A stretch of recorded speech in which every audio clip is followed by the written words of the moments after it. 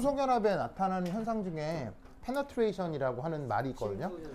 우리말 번역은 침투. 침투. 이거 예전에 어디서도 이 말 썼었죠? 그 에소비탈.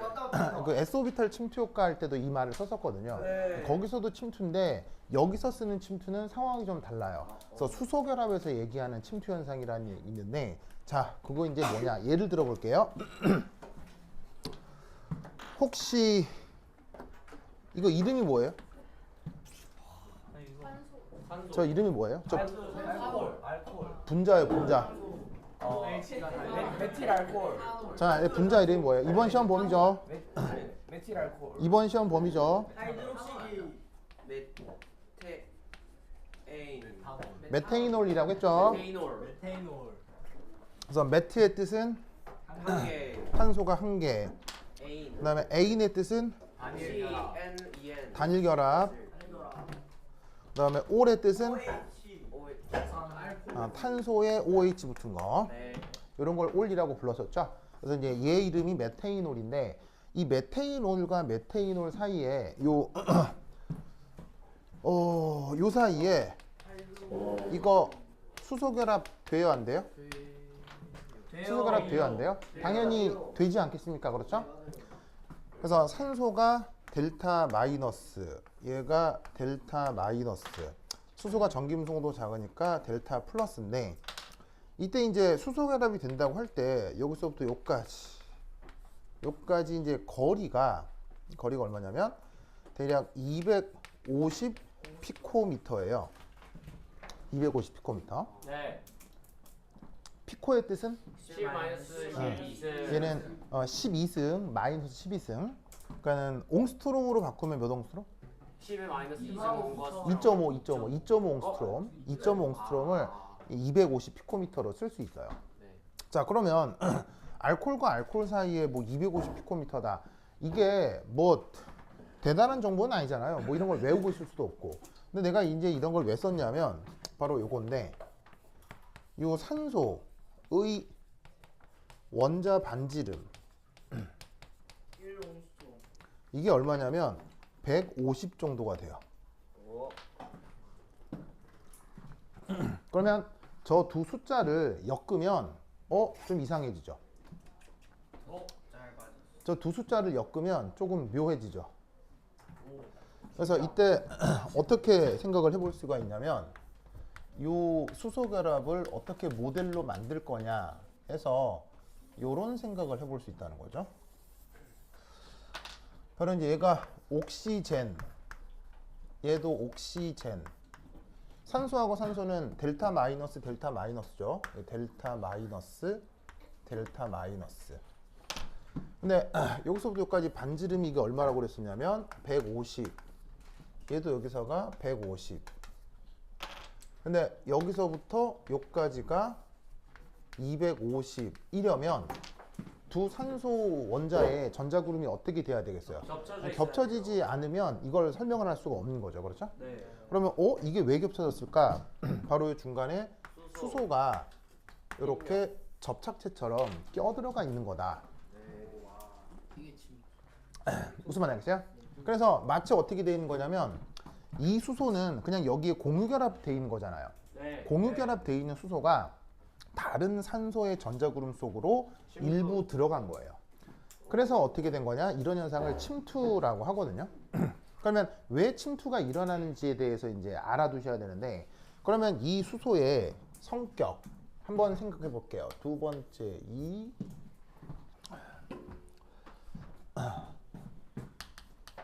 수소만의 고유한 성격을 한번 알아볼게요. 첫 번째 1. 자, 수소는 전자가 몇 개가 있죠? 하나.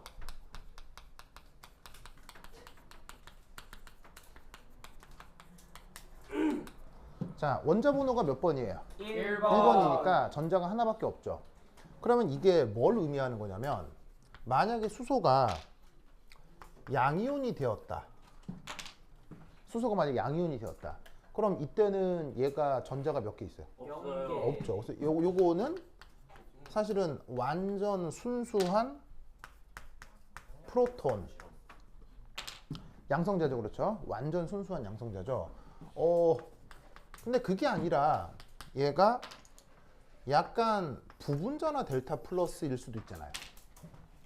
자, 예를 들면은 저 HF에서는 실제 부분전화가 0.4 플러스 정도 되거든요. 네. 그러면 여기 수소 안에는 전자가 몇 개 머물러 있는 거예요? 0.6개예요. 자, 그러니까 뭐냐면 수소가 원래 최외각 전자가 하나밖에 없잖아요. 근데 화학 결합을 하고 나면 0.4 플러스 정도가 되거든요. 그러니까 뭐 이런 거 외울 필요는 없는데요. 여하튼 그럼 0.4 플러스가 됐다는 얘기는 여기 전자가 몇 개 남아 있다는 얘기죠. 0.6개요. 바로 전자가 0.6개 남아 있다는 얘기죠. 네. 한 개 중에 0.4개가 이동했으니까 얘는 0.4개 마이너스고 얘는 0.4개 플러스니까 여기는 전자가 0.6개밖에 안 남아 있는 거예요. 네. 왜 이럴 때 요즘 쓰는 말 1도 없다라는 말을 쓸 수 있는 거죠. 오. 즉 뭐냐면 얘가 순전한 완벽한 이온이면 진짜 양성자인데 부분 전하를 띈다고 해도 여기는 전자가 있는 거예요, 전자가 없는 거예요. 전자가 아주 거의 없는 거죠. 그래서 요거는 전자 밀도가 매우 낮죠. 전자가 그냥 1도 없는 상태인 거예요. 그죠? 그러니까 수소가 이런 모습이건 이런 모습이건 수소 주변에는 전자가 거의 나타나질 않는다는 얘기죠. 화학 결합을 하게 되면. 그러면 어떤 일이 벌어질 수 있느냐? 다른 원자의 전자구름 속으로 뿅 들어갈 가능성이 커진다는 얘기예요. 무슨 뜻인지 알겠죠? 네. 그래서 어떻게 된다? 얘는 다른 원자의 전자구름과 청력이 어떻게 된다는 얘기예요. 청력이 없거나 아주 작아진다는 얘기죠. 이건 아예 없을 거고 이거는 뭐 아주 적을 거고 무슨 말이겠죠? 네. 그래서 저런 식의 살짝 껴들어가는 일이 벌어질 수 있다는 거죠. 두 번째 이 수소는 결합선 몇 개 나가죠? 하나. 한 개. 오직 하나뿐이죠. 오직 하나. 자, 이게 뭐냐? 하이드로진 본딩은 두 분자 간 거리가 보시다시피 가까워야 되겠어요? 멀어야 되겠어요? 아까 바로 매우 가까워야 효율적이겠죠? 네. 맞나요? 네. 아예 그냥 두 분자가 겹쳐지고 있기 때문에 두 분자가 약간 멀어져 버리면 수소결합 효과가 아주 약해질 거란 얘기예요. 그래서 수소결합이 되려면 두 분자가 아주 가까워져야 되니까 마치 사람끼리 포옹하는 것 같은, 알겠어요? 사람 이렇게 뭐 반갑다고 껴안는 것 같은 그런 정도로 분자가 이 뭐냐면 가까이 들로부터야 수소결합이 나타난다는 거죠. 네. 그럼 예를 들어서 내가 오랜만에 준우를 만났어요. 10년 만에. 준우가 준우야 반가워 껴안는데 갑자기 준우가 주머니에서 뾰족한 쇠꼬챙이를 이렇게 딱 이러고 있다고 쳐봐요. 그러면 주머니 쇠꼬챙이를 딱 이러고 있으면 내가 얘랑 가까이 포옹하겠어요? 못하겠어요? 못하겠죠? 즉 무슨 말이냐면 아주 가까워야 되기 때문에 두 분자 간 입체 저항 이 작아야지만이 하이드로진 본딩이 나타날 수 있다는 얘기예요. 껴안으려고 하는데 주머니에 총이나 칼 같은 걸 들고 있으면 못 껴안잖아요. 무슨 말인지 알겠어요? 찔려가지고. 그러니까 그런 일이 수소결합에서 벌어진다는 얘기예요. 그러면 이게 무슨 말이냐? 수소는 그런데 결합선이 몇 개밖에 없어요. 하나밖에 없어요. 결합선이 하나밖에 없기 때문에 수소 주변은 입체 저항이 뭐하다? 작은 편이라는 거예요. 그러면 뭐 큰 건 뭘 얘기하는 거예요? 그럼 작은 게 있으면 큰 게 있겠지. 그럼 작다 크다를 어떻게 판단할 수 있냐면, 자 아까 어떤 게 하나가 있었냐면 요 탄소에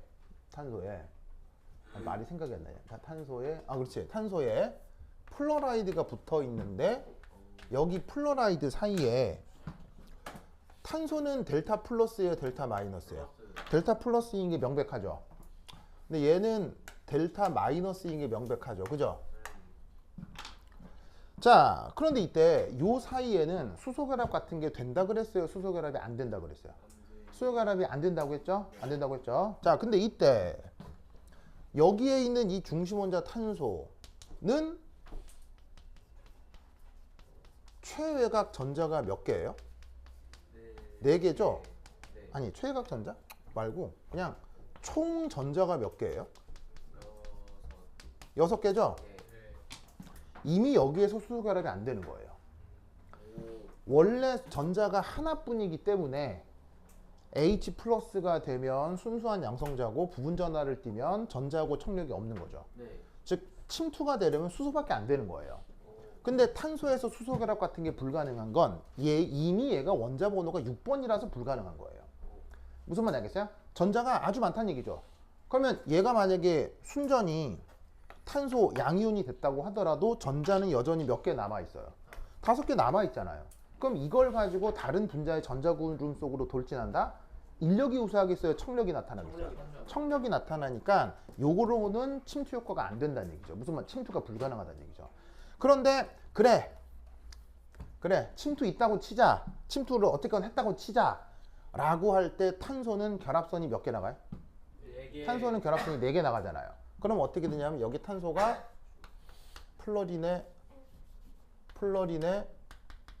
플러린까지 여전히 붙어 있을 거 아니야. 네. 그러면 이래야 얘가 옥텟을 만족하는 루이스 구조가 되니까. 네. 그럼 여기서 얘 플러스야 마이너스야? 마이너스. 다 마이너스지. 다 마이너스지. 그럼 어떻게 되느냐? 침투라고 하는 현상은 분자가 멀어야 되는 거예요? 가까워야 되는 거예요? 가까워야 돼요. 가까이 접근해야 되잖아요. 그런데 가까이 접근하려고 하면 요 사이에 뭐가 나타나죠? 척력이 나. 척력이 나타나죠? 요 사이에 척력이 나타나죠? 이런 척력을 뭐라고? 입체 저항이라고 하는 거예요. 그래서 어떻게 되냐면 전기 음성도로만 따지면 탄소도 수소결합 같은 걸 해야 할 것 같지만 탄소는 총 전자가 몇 개가 있어요? 네. 한 개보다 많죠? 네. 그리고 탄소는 결합선이 몇 개 나가요? 4개씩 나가죠? 그래서 여기서는 수소결합 같은 게 불가능한 거예요. 무슨 뜻인지 아시겠죠? 그래서 요걸 논술하라고 하는 게 이제 서울대 입시에서 나온 적이 있어요. 알겠죠? 서울대 입시 문제로 뭐가 나온 적이 있냐면 2013년 문제예요. 2013년 문제가에서 이게 나왔었는데 그때 뭐가 나왔었냐면 왜 수소만 하이드로진 본딩 하냐, 이게 시험 문제였거든요. 그럼 답이 뭐겠어요? 자, 왜 수소만 수소 결합하냐가 서울대 SNU 2013년 문제예요. 이따 나중에 필요하면 내가 뭐 파일로 올려드릴 텐데 많은 학생들이 뭐라고 답했을까요? 전기 음성도 차이가 커서 전기 음성도 어쩌고 저쩌고 썼겠죠. 맞는 말이 틀린 말이겠어요. 이게 틀린 거라고요. 교수가 원하는 답은 뭐였겠어요? 크기 요거예요. 답은 뭐다? 수소가 전자가 하나뿐이고 전자가 결합선이 하나뿐이기 때문에 그게 답이에요. 무슨 말인지 알겠어요? 이걸 쓰라는 게 서울대 입시 문제에 나온 적이 있어요. 그래서 왜 수소만 수소 결합을 하냐에서 전기음성도 얘기했으면 틀린다고요. 무슨 말인지 알겠어요? 그 얘기를 쓰라는 게 아니고 수소가 가지고 있는 이런 성격을 쓰라는 거였어요. 무슨 말인지 알겠죠? 네. 그래서 내가 이 문제를 왜 하느냐, 2012년도에 서울대 문제가 화학 문제가 틀렸어요. 오류가 있었어요. 여러분 수능에서 오류 있으면 어떻게 돼요? 아주 그냥 뭐 난리가 나죠. 막 뭐 전원 정답 되니 많이 막 난리가 나죠. 저기 이렇게 강사들 뭐 일탈한 애들이 드러나가지고 뭐 막 난리치잖아. 유튜브에 자기 광고 하려고. 네. 그럼 결국에는 막 교육계보에서 인정하고 막 전원 정답 처리하고 뭐 하잖아요. 서울대에서 그랬었다고요. 그때 논란이 됐었나요? 근데 아무도 논란이 안 됐어요. 왜죠? 아무도 몰라서요. 나 같은 전문가가 봐야 알거든요. 아주 전문가가 아니면 모르는 오류였던 거예요. 그러니까 수능 정도의 오류는 아무나 알 수 있어요. 아무나 알 수 있는 건데 서울대 교수가 낸 문제의 오류는 이 정도 수준인 사람만 알 거 아니에요. 딱 보고 아유 틀렸네 누가 낸지도 알아요. 왜냐면 서울대 그때 새로 들어온 조 교수가 누군지 내가 알기 때문에 아이고 이 양반 놨다가 이게 실수로 냈구나. 그래서 아이고 이거 틀렸네 이러고 있었는데 이제 이게 서울대 화학과를 발칵 뒤집은 거죠. 논란. 이게 서울대 화학과는 여러분들이 어떻게 생각하는지 모르겠는데 화학과 안에 화학과 교수들은 그 프라이드가 엄청납니다. 엄청납니다. 여러분 요즘은 대한민국 1등 하면 무슨 과 가요? 서울대 의대 가잖아요. 서울대 의대 가잖아요. 근데 1960년대 박정희 정권 때죠. 이때 대한민국에서 1등 하면 어디 가요? 서울대 화학과 갔어요. 그래서 서울대 화학과 교수들이 대한민국을 아우르던 천재들이에요. 대한민국에서 가장 천재들이 서울대 화학과 교수가 됐었거든요. 그래서 그 사람들이 80년대에 임용이 되는 거예요. 70년대, 80년대 임용이 된 거라고요.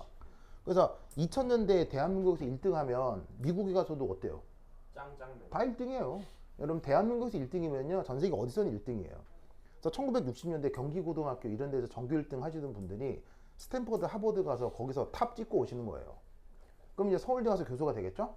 그 사람들이 지금 2000년도에 서울대 정교수들이 돼 있는 거예요.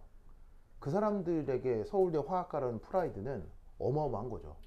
그래서 서울대 정교수들이 빡 돈 거예요. 어떻게 서울대 그것도 대화학과에서 문제 오류가 무슨 문제였길래? 네, 이제 그래핀에 대한 문제예요. 어쨌건 그래서 어떻게 됐느냐? 2013년부터 서울대 문제가 비공개가 됩니다. 쪽팔려서. 네, 쪽팔려서요. 2013년도 비공개가 됩니다. 비공개인데 내가 이 문제를 어떻게 알죠? 선생님은 쉬러 갔어요, 선생님. 선생님이 선생님 쉬러 갔어요.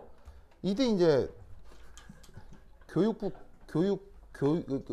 뭐냐면 이때 그 국회 교육위원회에서 교육위원회에서 서울대나 뭐 연고대 같은 상위권 대학의 입시가 현 고등학교 커리큘럼과 맞는지를 묻는 선행학습 못하게 그런 조사가 들어갔었어요. 그래서 여러분 국회의원이라고 하면 우리 맨날 욕하지만 사실 이 사람들 행정서열 높은 사람이에요, 낮은 서열이에요? 완전 높은 엄청 높아요, 이 사람들. 사실 이 사람들의 권력이 어마어마하거든요. 그래서 이 사람들이 서울대에 명령해. 그럼 서울대 따라야 돼, 안 따라야 돼? 무조건 따라야 됩니다. 그래서 국회 교육위원회에서 서울대하고 뭐 연고대 등등등의 그동안 비공개했던 문제들 다 내놔라. 아주 내놓은 거예요. 그리고 그래서 이 국회의원들이 이제 물리화학 수학 문제 다 받았지. 근데 국회의원이 정치는 하지 뭐 물리학 수학을 어떻게 할 거예요? 그래서 그 문제들이 과연 고등학교 교과 커리큘럼과 같은지 다른지 판단을 해야 될 거 아니에요. 네. 그때 이제 화학 문제가 나한테 왔었어요. 우와. 국회의원이 맡긴 남자. 왜냐하면 그때 내가 대치동에서 일타였거든. 진짜요? 그럼 거짓말이겠어요? 그래서 거짓말이겠어요? 네. 그래서 이 문제를 내가 가지고 있어요. 그래서 이제 딱 봤더니 이 문제가 나온 거예요. 이 문제 딱 보는 순간 아이고 이거 나랑 비슷한 시기에 공부한 애구나. 니 누가 낸 거야? 근데 찾아봤는데 이제 왜 내가 이 문제를 보고 놀랐냐면 수소 결합에 왜 수소만 수소 결합을 하냐의 전기 음성도 말고 이 내용이 수록되어 있는 책이 있어요. 바로 휴이라는 사람이 쓴 Inorganic Chemistry라고 하는 정말 명저가 있거든요. 거기에 나오는 얘기예요. 그래서 나도 이 얘기를 왜 알겠어요? 내가 공부를 했으니까요. 근데 휴이라는 이 사람의 책은 서울대 화학과에서 무기화학 교재로 오랫동안 썼던 책이에요. 근데 이제 절판이 돼서 더 이상 안 쓰는 건데 이 책에 나온 내용 그대로 낸 걸 보고 아이고 나랑 비슷한 시기에 학교 다닐 때 나랑 몇 년 선배밖에 안 되신 분이 낸 거구나 를 바로 알았던 거죠. 그래서 자 봐요. 왜 수소만 수소 결합을 하냐? 의 정답이 뭐라고요? 수소의 전자가 한 개뿐. 수소는 그 다음에 결합선이 한 개뿐. 자 여러분 고등학교 화학원 화학2에 이 얘기 나와요 안 나와요? 별도 안 나요. 정말로요? 안 나요. 수소의 전자 몇 개 있어요? 이 얘기는 당해요. 진짜. 수소의 전자 몇 개 있어요? 한 개. 나오잖아요. 수소 결합선 몇 개 나와요? 한 개. 나오죠. 어디 나오냐면 고등학교 화학 커리큘럼 화학 1에 나와요. 근데 수소 결합은 어디서 나와요? 화학 2에 나와요. 이거 고교 커리큘럼이에요, 아니에요? 맞아요. 맞죠? 그래서 맞다고 내가 의견서 써줬거든요. 근데 화학은 화학투만 배워서 이런 거 할 수 있겠어요? 못 하겠어요? 못해요. 절대 틀려. 100% 틀려 이거. 여러분들의 문제 내면 무조건 전기임송도라고 쓸걸요? 네. 무슨 말인지 알겠어요? 알겠어요? 이게 서울대 문제예요.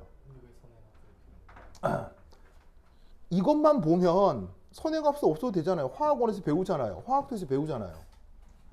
근데 선행학습 없이 이거 할 수 있겠어요? 현실적으로 불가능하죠. 하지만 형식적으로는 선행학습 필요 없는 거죠. 화학원에 의해서 배우거든요. 화학도에서 배우거든요. 그러니까 서울대 문제를 어떻게 내는 건지 알겠죠? 서울대 문제는 그래서 진짜 좋아요. 정말 좋아요.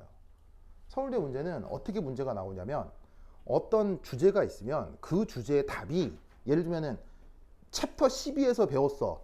그럼 챕터 12의 문제의 답은 챕터 12에 보통 나오지. 근데 서울대 문제는 그렇게 안 내요. 서울대 문제는 챕터 12의 문제의 답이 챕터 8에 있는 거예요. 무슨 말인지 알겠어요? 그럼 이 말은 서울대 문제를 풀려면 어떻게 해야 된다는 얘기겠어요? 현재로 화학 전체를 유기적으로 알아야 돼요. 챕터 1과 챕터 3이 어떤 관계가 있는지 무슨 말인지 알겠어요? 그런 내용적 관계를 알아야 되는 건데 그런 정도의 내용을 가르쳐줄 교사가 거의 없겠죠. 그래서 보통은 이런 문제가 나오면 틀린다고요. 그래서 이제 나는 의견서 뭐 된다고 써주고 그대로 들고 가가지고 내 수업 시간에 학생들한테 다 뿌렸죠. 하여튼 그랬었던 기억이 납니다. 네. 뭐 여하튼 그래서 이 내용 되게 중요한 내용입니다. 그래서 서울대 입시에서도 여러 번 나온 적이 있으니까 기억하시고요. 그 다음 이 3.2 자, 기준다. 네. 기준다.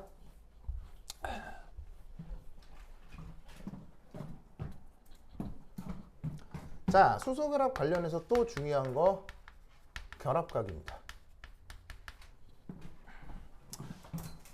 자, 결합각 1. 수소결합을 최적화하려면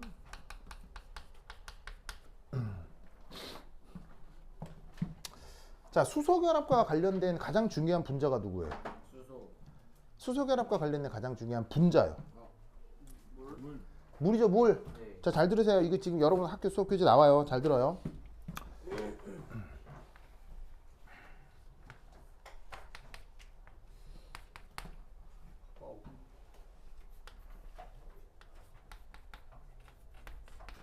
자, 물 분자 두 개 그렸어요. 그죠? 네. 그렸어요. 그럼 여기 잘 보시면 요거 델타 마이너스죠? 델타 마이너스. 요거 델타 플러스죠? 네. 요 사이에 수소결합 되나요? 네.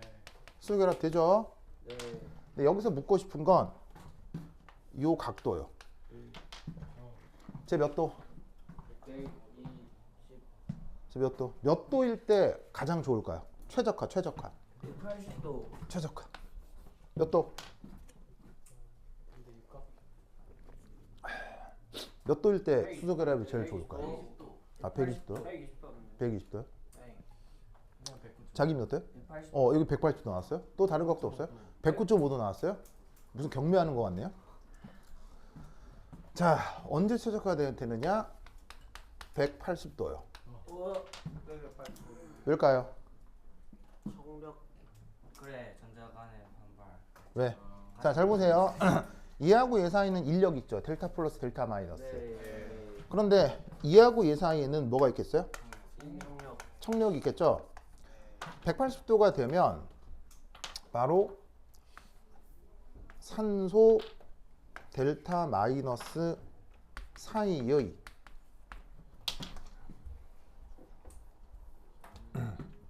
거리가 멀어져요, 가까워져요? 여기가 180도가 되면 요 둘 사이 거리가 멀어져요, 가까워져요? 멀어지죠? 그러면 청력은 세져요, 약해져요? 약해져요. 약해지죠? 그래서 어떻게 되느냐? 수소결합이 벌어질 때는 수소를 중심으로 한 각도가 180도인 게 제일 좋은 거예요. 무슨 말인지 알겠죠? 그러면 여러분들은 수소결합에서 수소 주변의 각도가 180도가 되는 걸 본 적이 있다 없다? 없어요. 본 적이 있다 없다? 아 근데 일반학 책만 찾으면 다 나와요. 수소 주변에서 180도가 되는 거예요. 네. 저런 그림 본 적 있다 없다? 저런 그림 네. 180도는 네. 제가 항상 얼음만 봤어요. 자, 어디를 보시냐면 39페이지를 봅니다. 교재 39페이지 찾았어요? 자, 교재 39페이지 보세요. 그림 6 볼까요? 뭐야? 39페이지 그림 6 보세요. 찾았어요? 네. 이게 물 분자 사이에 수소결합 그림 이런 식의 그림 본 적 있죠? 네. 거기서 좀 진하게 그린 원자가 누구겠어요? 수산소. 산소겠죠. 좀 옅게 그린 원자가 수소죠. 그럼 그림 6에서 산소, 수소, 산소가 어떻게 그려져 있어요? 180도. 리니어하게 그려져 있죠? 네. 하나 더 볼까요? 그림 7 보겠습니다. 그림 7 찾았어요? 그림 7이 여러분들이 어디선가 본 얼음 결정 구조예요. 네. 그 얼음 결정 구조에서 뭐 육각형이 나타나네 막 이런 얘기만 하고 뭘 안 보냐면 산소, 수소, 산소 사이의 각도를 안 보는 거예요. 그림 6, 그림 7 보세요. 그림 7. 그림 7 보시면 좀 큰 동그라미가 누구겠어요? 산소겠죠. 작은 동그라미가 누구겠어요? 수소겠죠. 그래서 얼음 결정 구조에서 산소, 수소, 산소가 직선으로 나타나는 이런 그림을 여러분들은 태어나서 한 번은 본 적 있다 없다? 여러 번 봤다 이런 얘기예요. 무슨 말 알겠어요? 요거. 무슨 말 알겠죠? 그래서 여러분 그런 말 있죠. 아는 만큼 보인다. 네. 즉 백날 봐도 모르고 보면 뭐죠? 모르는 거예요. 알겠어요? 근데 이런 얘기를 여러분 혹시 수업 시간에 들어본 적 있어요? 아니요. 없죠. 이 말은 여러분들을 가리키는 교사나 강사들도 이런 얘기 모르는 애들 대부분이에요. 알겠죠? 왜냐면 이 정도를 알려면 공부를 굉장히 많이 해야 되거든요. 근데 공부를 굉장히 많이 해본 결과 내용적으로 쉬워요, 어려워요? 아무것도 아니에요. 이게 뭐. 즉 뭐냐면 공부를 많이 한다고 해서 대단해지는 게 아니고요. 공부를 많이 한다는 건 상식적인 생각을 자주 한다는 얘기인 거예요. 뭔 말인지 알겠어요? 공부를 잘한다고 대단한 사람이 아니고요. 그냥 성실하고 상식적이면 누구나 공부를 잘할 수 있는 거예요. 무슨 말인지 알겠죠? 아무것도 아니잖아요. 무슨 말인지 알겠어요? 근데 이걸 알고 있으면 얼음 결정 구조 같은 것에 대한 이해를 쉽고 편하게 할 수 있죠. 무슨 말인지 알겠죠? 네. 그러면 이것 때문에 어떤 일이 벌어지겠어요? 바로 물보다 얼음의 밀도는 더 커져요, 더 작아져요? 더 작아져요. 작죠? 얼음은 물에 가라앉아요, 떠요? 얼음은 가라앉죠? 얼음은 뜨죠? 얼음이 뜬다는 얘기는 밀도가 작다는 얘기잖아요. 이때 얼음에서 어떤 얘기를 하냐면 빈 공간이 많이 만들어진다라는 말을 하죠. 왜 얼음이 만들어질 때 빈 공간이 많이 만들어져요? 육각형 거리를. 뭐 육각형 어쩌고저쩌고 하는데 화학과 교수가 물을 때는 그렇게 답하지 마시고요. 왜냐하면 결합각 제한 때문에 그런 거예요. 결합각이 그 뭐냐면은 자유롭지 못하기 때문인 거예요. 결합각이 몇 도일 때 제일 좋다고요? 180도. 그런데 결합각을 마음대로 제어할 수 없기 때문에 중간에 빈 공간들이 뿡뿡뿡 생기는 거예요. 이해가 잘 안 된다면 여러분 혹시 레고 만들어 봤어요? 네. 자, 레고 박스 있잖아요. 박스 열어요. 그럼 안에 부품들이 있죠. 네. 막 조립해요. 다시 상자 안에 넣어요. 들어가요, 안 들어가요? 들어가요. 안 들어가죠? 그 얘기예요. 아하. 이해했어요? 잘 모르겠어요.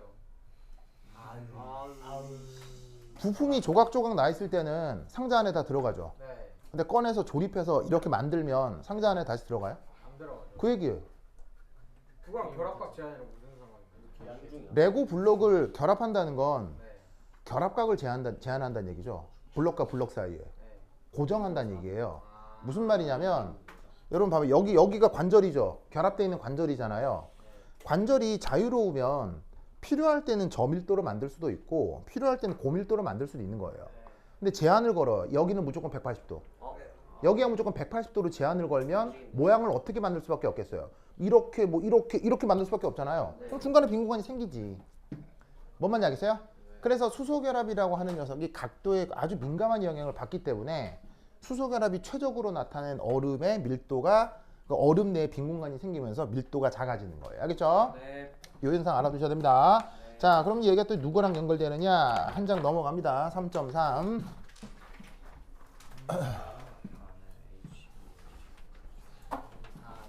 이상 얼음 결정에 자, 3.3은 한 분자당 나타나는 수소그램 개수.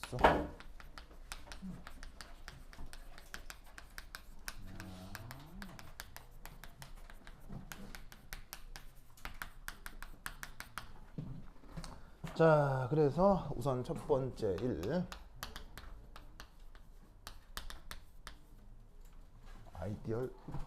아이디얼 아이스 크리스탈.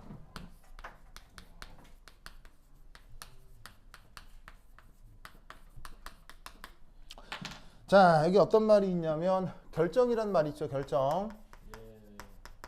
이번 시험 범위 고체 결정도 들어가죠. 그래서 우리 단체 카톡방에 보면 고체 결정 강의 모아놓은 그거 공지사항 있는 거 알죠? 거기 그대로 보시면 딱 그대로만 나올 거예요. 더도 안 나오고 더도 안 나오고 딱 그 정도 하겠어요? 그래서 고체 결정 부분 복습 필요한 사람은 단체 카톡방 공지사항 들어가서 고체 결정 부분 강의 모음이 있을 거예요. 한 5개, 6개밖에 안 되거든요. 그거 쫙 보면 학교 교사가 하는 모든 얘기 거기 다 들어가 있어요. 알겠죠? 그거만 보면 돼요. 그리고 그거는 옛날 1학년 2학기 때 다 했던 거예요. 알겠죠? 1학년 2학기 중간고사 때인가 나왔었거든요. 그때 했던 거 이번에 다시 복습한다는 거니까 그 강의 그냥 복습하시면 됩니다. 알겠죠? 그래서 고체 결정 강의는 내가 딱히 더 안 할 거예요. 단체 카톡방에 다 있어요. 알겠죠? 단체 카톡방 어디 있다고요? 공지사항 누르면 글 목록 누르시면 거기 고체 결정 강의라고 있을 거예요.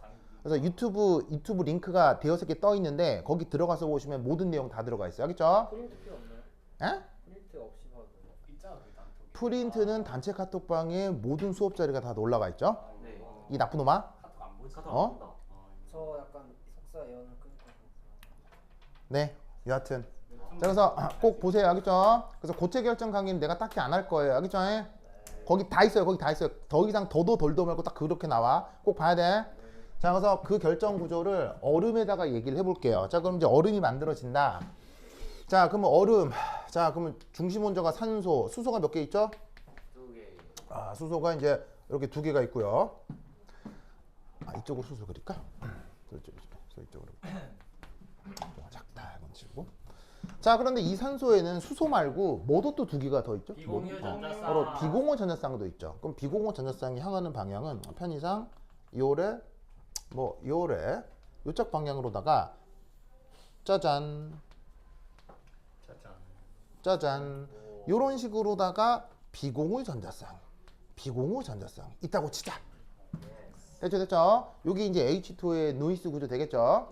자, 이때 물끼리의 수소 결합이니까 여기에 이제 누가 접근을 해야 되겠어요? 바로 무르가 접근해야 될 거 아니야. 그럼 이제 무르가 와서 이쪽으로 H2O, 이쪽으로 H2O. 자, 이쪽으로는 누가 온다고 하면 되냐면 수소의 OH, 이쪽으로는 수소의 OH. 자, 그래서 수소가 산소 사이에 껴들어가 있는 거죠. 네. 수소가 산소 사이에. 자, 요 사이에 HP.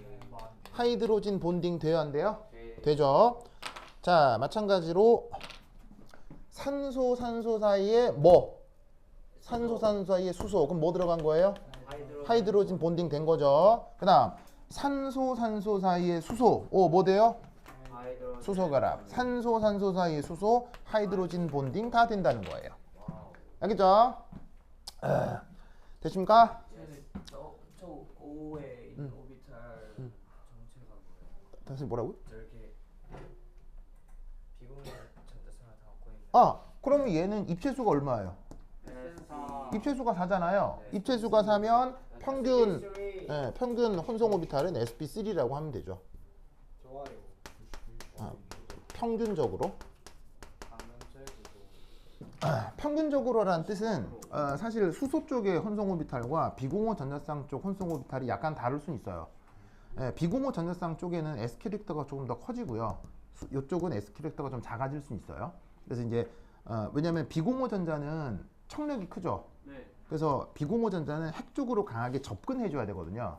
그래서 이쪽은 s 캐릭터가 커서 뭐 엄밀하게는 얘는 1 빼기 알파 P3 혼성이고요. 알파. 네, 요쪽 혼성은 S 아니 1 더하기 알파 이쪽은 1 빼기 알파 P3 혼성이에요. 그래서 상대적으로 비공호 전자쌍 쪽은 s 오비탈이 더 많이 관여를 하고요. 비공호 전자쌍 아닌 쪽은 s 오비탈이 좀 덜 관여하거든요. 네. 그래서 사실은 이 결합 방향하고 비공호 전자쌍 방향하고 혼성 오비탈이 다른데 원하기만 하면 알파 값이 구체적으로 얼마인지도 사실은 다 계산해 볼 수도 있어요. 뭐 그건 나중에 해보도록 하고, 예, 뭐 각도로 할 수 있는데 그건 나중에 해보도록 하고, 어쨌건 요 결합하고 요 결합의 혼성 오비탈을 평균한 건 그냥 입체수가 4니까 sp3라고 하면 돼요. 근데 구체적으로 요거하고 혼성 오비탈이 어떻게 약간 다른지는 나중에 배워보도록 해요. 그걸 설명할 때 뭐 벤트룰 뭐 이런 것들도 있는데 그건 뭐 이번 시험 범위는 아니까 모르셔도 되고. 자, 어쨌건 됐고요. 자, 다시 수소결합 얘기로 돌아가면 산소 사이의 슈쇼, 산소 사이의 슈쇼 됐죠? 자, 그럼 여기서 우선 첫 번째 알 수 있는 교훈은 뭐냐면 로콜 구조의 1. 자, 이 구조에서 뭘 할 수 있냐면 수소 원자가 다른 분자 산소 원자의 비공유 전자쌍과 하이드로진 본딩을 이루는구나. 아시겠어요? 즉 뭐냐면 어떤 분자의 수소가 네. 다른 분자 산소의 비공유 전자쌍 쪽으로 접근해 가고 있다는 얘기예요. 무슨 말인지 알겠어요? 네. 그게 수소결합에서의 핵심 중에 하나죠. 그럼 여기선 그리진 않았지만 여기 이 수소도 어디를 향하고 있겠어요? 요 산소의 요 비공유 전자쌍 쪽으로 수소가 향하고 있을 거라고요. 무슨 말인지 알겠죠? 그래서 수소결합이 이루어질 때는 어떤 수소와 다른 원자의 비공유 전자쌍이 필요하다는 얘기죠. 무슨 말인지 알겠죠? 그래서 이때 하나 알 수 있는 사실은 뭐냐면 수소 한 개와 비공유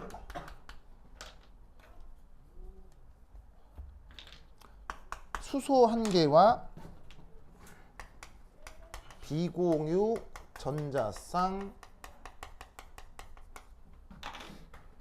한 개가 하이드로진 본딩 한 개를 이루게 된다는 얘기입니다. 아시겠어요? 요 수소 하나와 요 비공유 전자쌍 하나가 수소 결합을 이룬다. 알겠죠? 됐죠? 자, 그럼 이때 여기서 어떤 생각을 해볼 수가 있냐면, 자, 예를 들어서 여러분 내가 이렇게 얍 하고 박수를 쳤어요. 네. 박수 한 번을 치기 위해서는 손바닥이 몇 개가 필요해요? 2개 손바닥이 필요하죠. 그럼 이때 박수를 막 여러 번 쳤다고 쳐요. 그럼 여러 번 친 박수를 카운팅하기 위해서 그냥 평균적으로, 그냥 통계적으로 이렇게만 생각해 보자고요. 박수 한 번을 치는데 나의 한 손바닥이 절반의 박수를 쳤다. 네. 그럼 절반 박수를 친 게 손바닥이 2개니까 박수 한 번이 나왔다. 네. 이렇게 통계적으로 처리해도 되겠죠? 네. 자, 그럼 이 말이 무슨 말이냐? 여기 수소결합 있죠? 네. 수소결합이 이루어지려면 수소만으로 되나요? 아니요. 안 되죠. 산소만으로 되나요? 안 되죠. 그럼 여기서 나타난 수소결합을 그냥 통계적으로 절반은 요 수소 때문에, 절반은 이 산소 때문에 라고 해보자 이런 말이에요. 예. 뭔 말인지 아시겠어요? 그럼 이때 여기서 어떤 생각을 해볼 수가 있냐면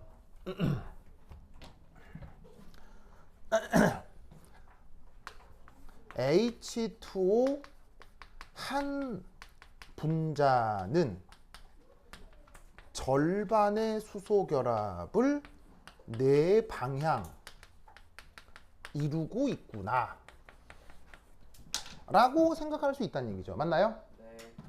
왜냐면 요 수소 결합도 절반, 요 수소 결합도 절반, 요 수소 결합도 절반으로 나누면 수소 결합이 절반이니까 한 분자 안에서는 절반의 수소 결합이 몇 방향? 네 방향. 알겠죠? 네. 알겠죠? 그럼 얘를 어떻게 해석할 수 있냐면 이렇게 해석할 수 있죠. 바로 네 방향의 절반 수소 결합이 H2O 한 분자 당 나타나는 거예요. 그럼 단순 통계적으로 계산하면 두 번의 하이드로진 본딩이 H2O 한 분자에서 나타나는 거죠. 됐습니까? 됐어요? 그래서 역시나 서울대 입시입니다. 2013년에 나왔던 그 문제의 또 다른 새끼 문제예요. 뭐냐? 바로 이거예요. H2O 1몰로 만들 수 있는 하이드로진 본딩 최대 개수는 몇 개? 2배라고요. 알겠죠? 한 분자당 2번 할 수 있으니까 1몰 모아놓으면 2몰만큼의 수소 결합이 나타난다는 얘기예요. 무슨 말 알겠죠? 그래서 예를 들면 아까 39페이지 그림 7 다시 한번 볼래요? 39페이지 그림 7 찾았어요? 39페이지 그림 7 예. 39페이지 그림 7 보시면 얼음 결정 구조가 나오죠? 자, 39페이지 그림 7 보면 이 얼음 결정은 이걸로 끝나겠어요? 이게 무한히 확장돼 있겠어요? 무한히 확장돼 있을 거 아니에요? 무한히 확장돼 있을 거 아니야? 그럼 그림 7에 있는 얼음 결정 구조에 있는 물 분자 개수 몇 개 있겠어요? 물 분자 개수 무한 개 있을 거 아니에요? 무한 개. 그리고 여기서 그려진 수소 결합 개수도 몇 개 있겠어요? 무한 개 있겠죠. 근데 B는 몇 대면? 1대2. 알겠죠? 아시겠어요? 즉 무한계 그림 보고 찾으라 그러면 찾아요, 못 찾아요? 못 찾지. 근데 그걸 그렇게 생각하는 게 아니라 요런 아이디어로 생각하라는 얘기예요. 알겠죠? 요것도 입시 문제로 나온 적 있습니다. 그리고 여러분 학교 교사 프린트에도 이거 있어요. 알겠죠? 그거 기억하시고요. 자, 그러면 이제 이것을 H2O가 아니라 다른 분자에도 조금 확장해 보도록 하겠어요. 준다이? 준다.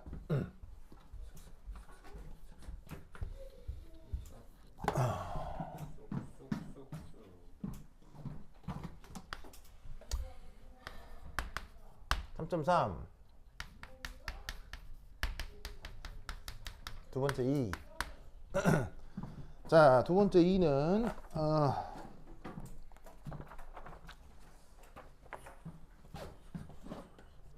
물질별 고려를 좀 해보겠습니다. 자, 뭘 해볼 거냐면 수소 결합이 있으려면 반드시 존재해야 되는 원자가 뭐죠? 수소랑 FON이죠, FON. 예. 자, 그럼 이제 여기 이제 질쇼에는 수소가 몇 개 붙어 있어요? 이게 3개가 붙어 있죠? 그 다음에 산소에는 수소가 2개 붙어 있죠. 그 다음에 플러린에는 수소가 하나 붙어 있죠. 자, 근데 질소에는 비공허전자가 몇 개 있어요? 한 쌍 있고요. 산소는 두 쌍 있고, 플러린은 3개. 3쌍 있죠? 그럼 이때 여기서 한 분자 내 슈쇼 개수 몇 개? 3개. 몇 개? 2개. 몇 개? 1개. 그 다음 한 분자 내 비공유 전자쌍 개수 몇 개? 몇 개? 몇 개 있어요? 1개. 1개. 몇 개 있어요? 2개. 2개. 몇 개 있어요? 몇 개 있어요? 3개. 됐죠? 자, 여기까지 뭐 되게 어려워요? 당연한 얘기예요? 당연한 얘기죠. 자, 그럼 여기서 분자 간 하이드로진 본딩 최대 개수 몇 개였죠? 2개. 자, H2 몇 개였죠? 2개. 2개였잖아요. 그럼 이게 몇 개? 2개 아니에요? 몇 개? 1개, 두 개. 이렇게. 두 개. 이렇게. 아니 두 개. 두 개. 두 개. 형 이 몇 개? 두 개. 그렇게 생각하라는 데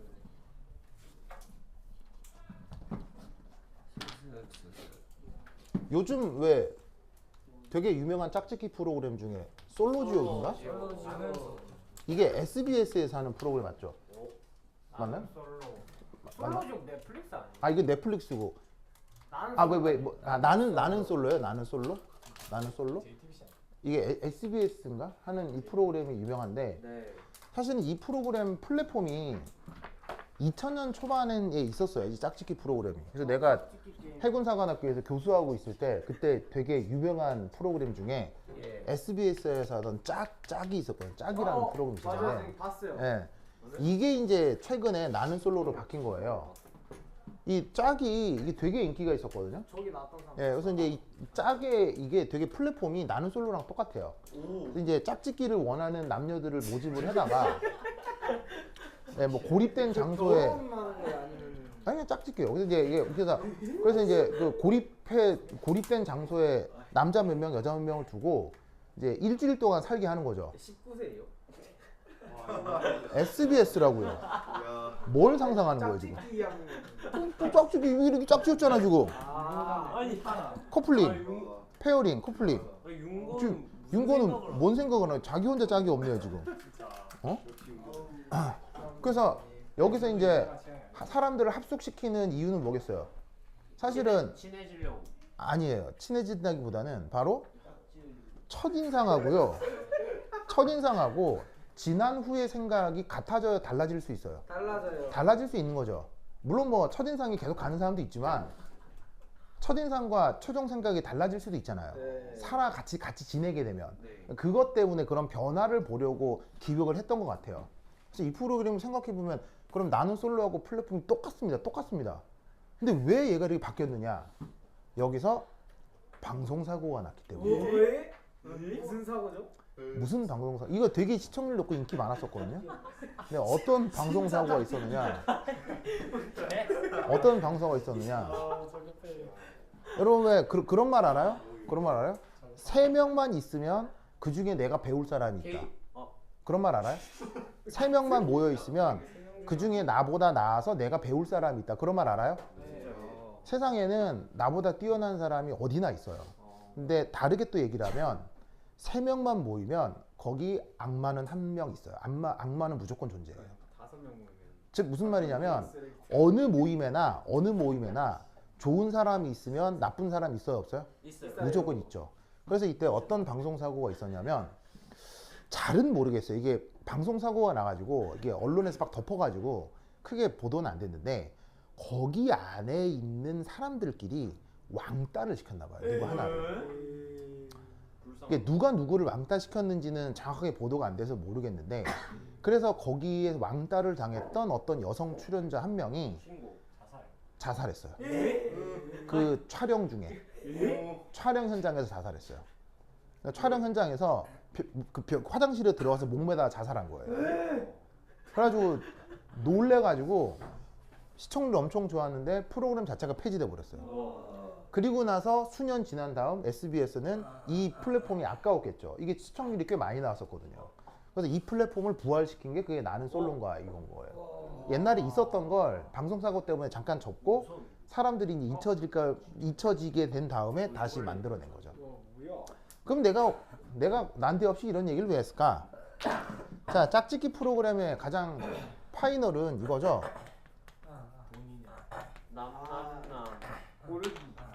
뭐 이렇게 되거나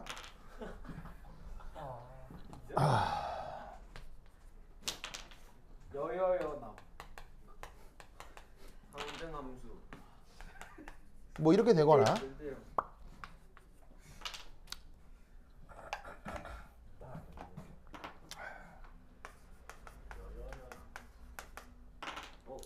이렇게 될 거 아니에요.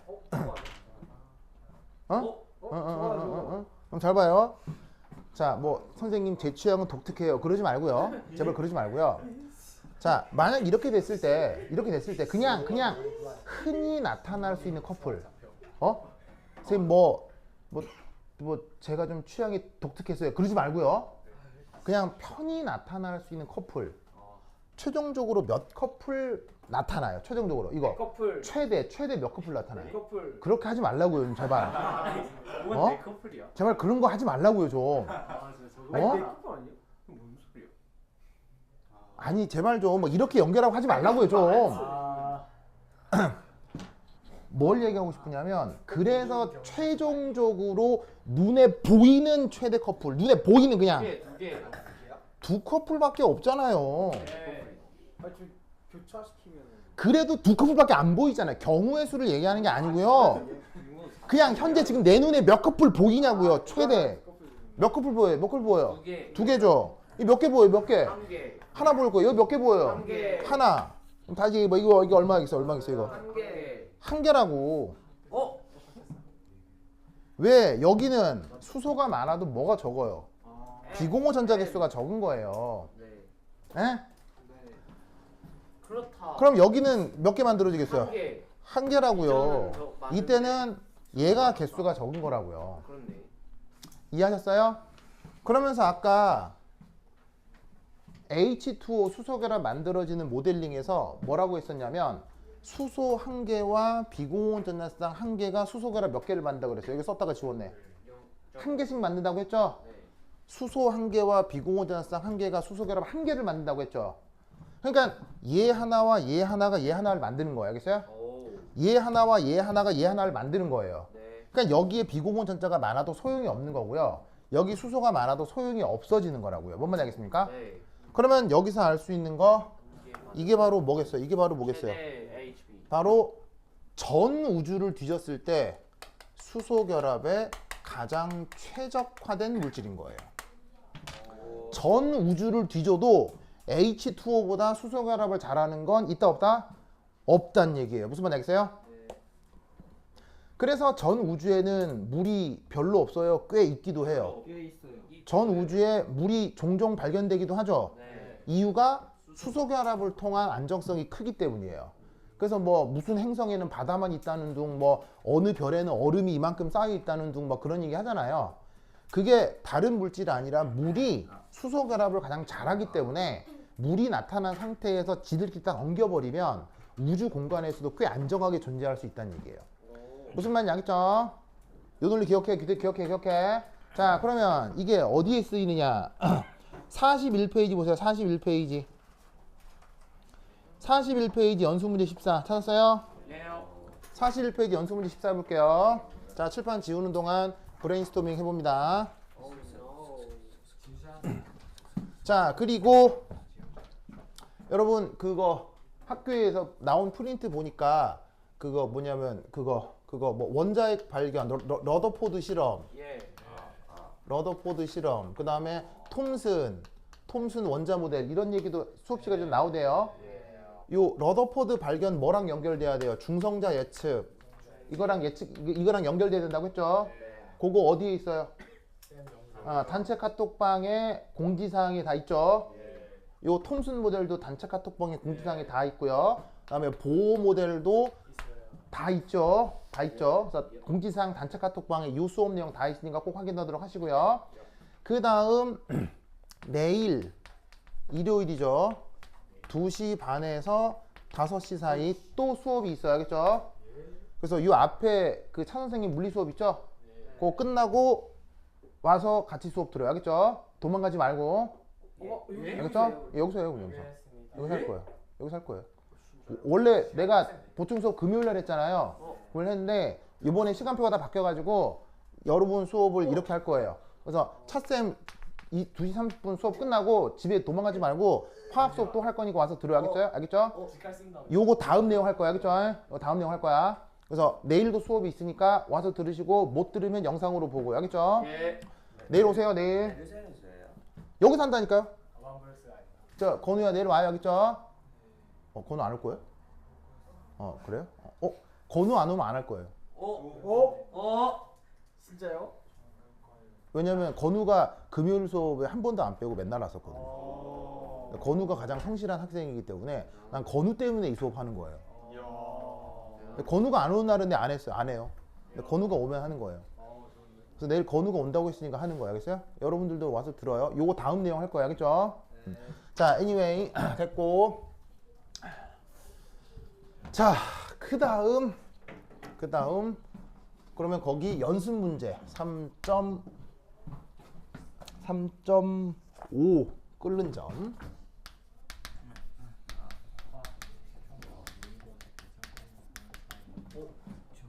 어제 파이.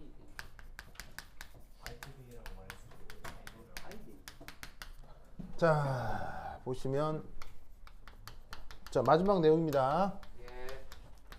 거기에 화학 2 평가원 모의고사입니다.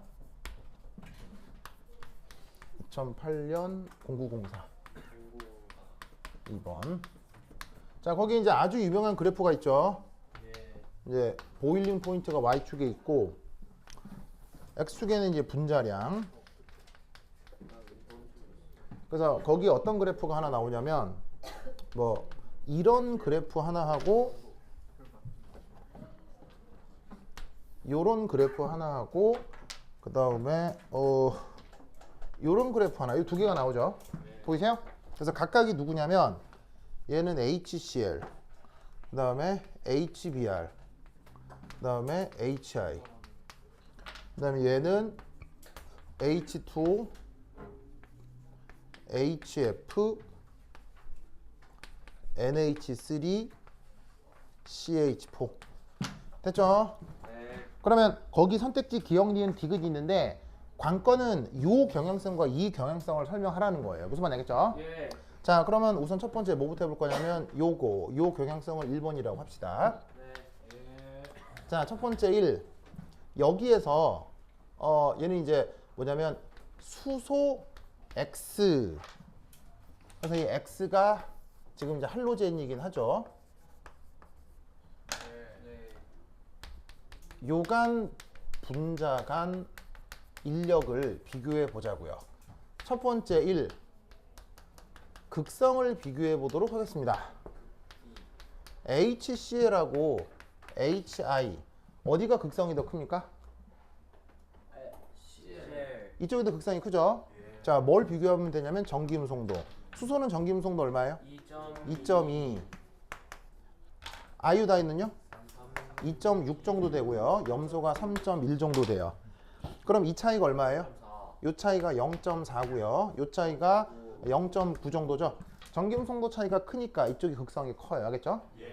자, 근데 이때 여기서 분산력 크기는 HCl하고 HI 중 어디가 더 크죠? HI. 이쪽이 더 크죠. 이유는? 분자량이 더 크니까요. 그러면 3. 끓는 점. HCl하고 HI 어디가 더 커요? HI. 이쪽이 더 크죠? 이쪽이 더 크죠? 뭐라 할 수 있어요? 분산력이 보통의 경우 극성은 분자간 인력에 큰 영향이 없다는 얘기예요. 그래서 보통의 경우는 분자간 인력에 누가 가장 큰 영향을 준다는 얘기예요. 분산력 혹은 분자량. 알겠죠? 그걸 이 그래프에서 알라는 얘기. 실험 데이터가 그렇다고요. 됐죠? 그 다음 두 번째 요 경향성 2. 자, 여기서 잘 보시면 CH4 얘는 뭘 아예 못해요. 얘는 아예 하이드로진 본딩 자체가 불가죠. 네. 왜냐하면 FON이 아니니까요. 됐습니까? 자, 이때 여기 줄게요. 여기 줄게요.